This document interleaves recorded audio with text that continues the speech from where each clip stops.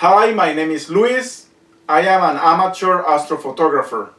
I started this journey 4 years and 9 months ago. Today's date is August 24, 2025. I will show you 2 pieces of rigs that I've been building and every component it has. That's what I'm going to show you in today's video. And we're going to start with the first telescope I had, which was a Celestron NexStar8SE, this one here. When I first got it, I had it only with the Alt-Azimuth mount, but then I purchased a wedge and I had it in this configuration right now. So I'm gonna describe right now what components I have. Number one, I have an aluminum Dew shield right there. I'm gonna show you in the next pictures. Inside you'll see a camera, SVBONY 605 monochrome camera, and also a Starizona Hyperstar with a slide filter installed in it, and inside there's a filter too, the SVBONY, I believe, yeah, the SVBONY or UV dash infrared cut filter in it, inside. Also inside I have a heater ring 8" by Celestron. Then we have the actual OTA or the optical tube assembly, which is a NexStar8SE. In the back I have a focus motor. Also the weight that comes with the Starizona Hyperstar, and I installed it there. The weight came with the Starizona Hyperstar too. The Starizona Hyperstar is a lens that converts the telescope focal ratio to 1.9 focal ratio. That's the focus ratio that I'm using on this telescope to shoot celestial objects such as Messier, galaxies, nebula, even the moon.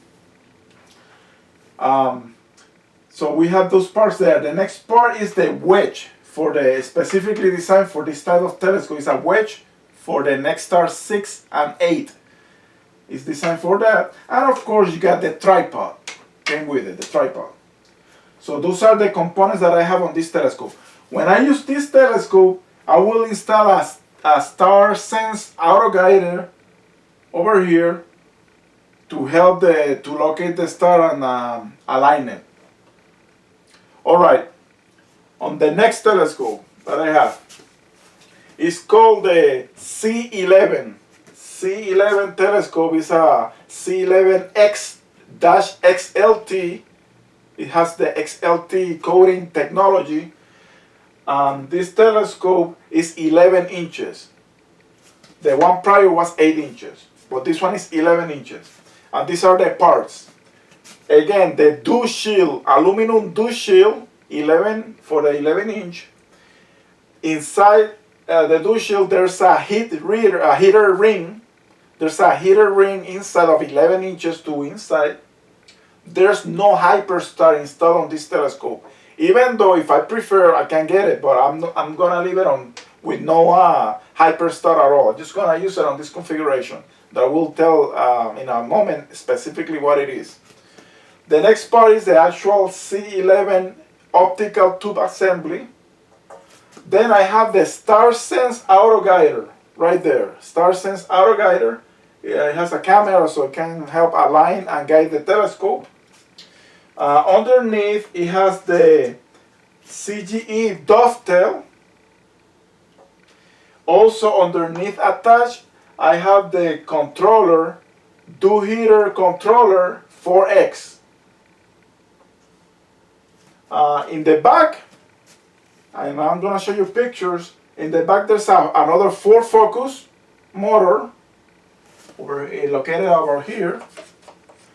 Also in the image train I started with the reducer corrector lens, which will convert the focal ratio on this telescope.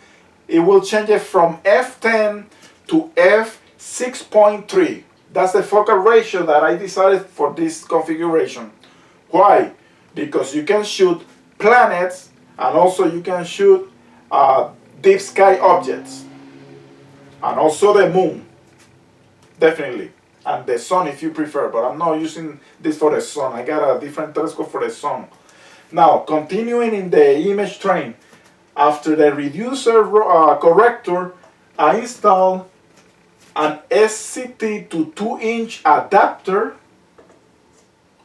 After that, I have an SVBONY filter wheel for 5 filters, 1¼ inch.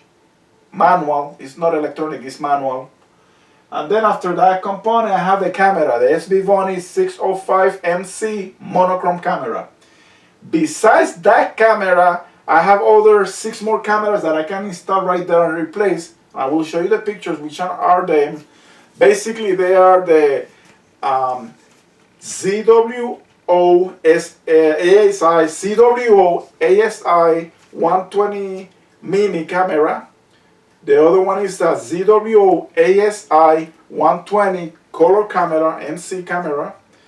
The other camera, I have a ZWI ASI 585 NC Pro camera. It's a color camera that comes with the, the cooling system. And of course, I have an SVBONY, SVBONY SV305-Pro, SVBONY 305 Pro that I can install on these configurations. All those cameras, if I'm not mistaken, that's all that I have so far. I analyze if it fits this configuration to get the best results for imaging. Remember, I'm an astrophotographer. I am not talking about visual. I'm talking about only for imaging. Astrophotographer, remember. So I did research for all those cameras, taking in consideration this configuration to get the best resolution possible. But we're going to talk about that not in this video.